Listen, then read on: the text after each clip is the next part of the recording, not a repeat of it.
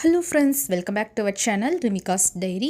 நம்ம இன்றைக்கி ஒரு ஸ்பைசியான முருங்கைக்காய் ஃப்ரை எப்படி செய்கிறது அப்படின்றதான் பார்க்க போகிறோம். முருங்கைக்காய் லைக் பண்ணாதவங்க கூட இந்த மாதிரி நீங்கள் செஞ்சு கொடுத்தீங்கன்னா கண்டிப்பாக ரொம்பவே லைக் பண்ணி சாப்பிடுவாங்க.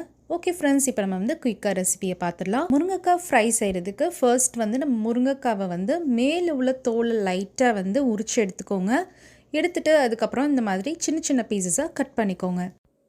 ஒரு டவா எடுத்துக்கலாம். அதில் ஒரு 2 டேபிள் ஸ்பூன்ஸ் அளவுக்கு எண்ணெய் சேர்த்துக்கோங்க. 1/2 டீஸ்பூன் அளவுக்கு கடுகு, 1 டீஸ்பூன் அளவுக்கு உளுந்தம்பருப்பு, இதை நல்லா வறுத்துக்கலாம். அதில் ஒரே ஒரு பெரிய வெங்காயம் வெட்டி சேர்த்துக்கோங்க. நல்லா வதக்கி விட்டுக்கோங்க.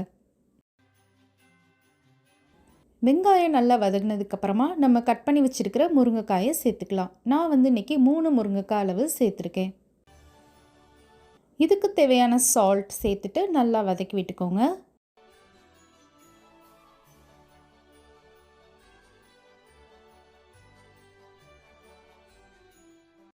கொஞ்சமாக கருவேப்பிலை சேர்த்துக்கலாம்.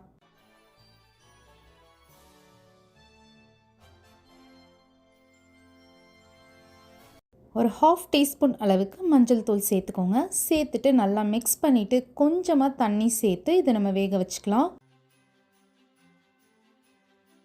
ஒரு லிட் போட்டு கவர் பண்ணி ஒரு 10 மினிட்ஸ் அளவுக்கு வேக விட்டுக்கோங்க. ரொம்ப வேக விட்டிங்கன்னா டேஸ்ட் நல்லா இருக்காது, முருங்கைக்காவும் குழஞ்சு போயிடும். இந்த கேப்பில் நம்ம ஒரு மிக்ஸி ஜார் எடுத்துக்கோங்க. அதில் ஒரு 1/4 கப் அளவுக்கு துருவின தேங்காய், ஒரு 2 டீஸ்பூன்ஸ் அளவுக்கு சில்லி பவுடர், ஒரே ஒரு பல் பூண்டு, ஒரு 2 டீஸ்பூன்ஸ் அளவுக்கு ஜீரகம் சேர்த்துட்டு இந்த மாதிரி ஒரு பேஸ்ட் மாதிரி அரைச்சி எடுத்துக்கோங்க. இப்போ நமக்கு முருங்கைக்காய் பாதியாக குக் ஆகிருக்கும். அந்த டைமில் இந்த மசாலாவை சேர்த்துக்கோங்க. சேர்த்துட்டு இன்னும் ஒரு 5 மினிட்ஸ் நல்லா குக் பண்ணி எடுத்துக்கலாம்.